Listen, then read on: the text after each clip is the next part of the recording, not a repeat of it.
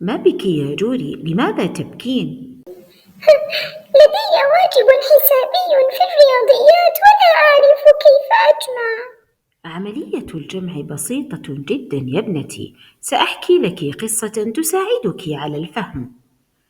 أحب القصص كثيرا يا أمي. عملية الجمع بسيطة. تخيلي معي بأنك عزمت صديقاتك ليلى وحنان على حفلة في منزلنا، فأحضرت ليلى 3 بالونات وأحضرت حنان بالونتين.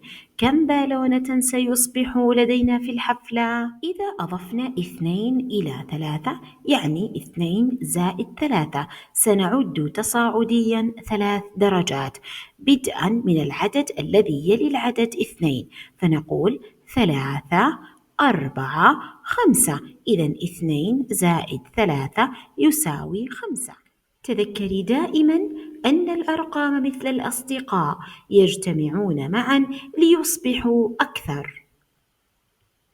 شكرا يا أمي لأنك علمتني كيف أجمع الأرقام.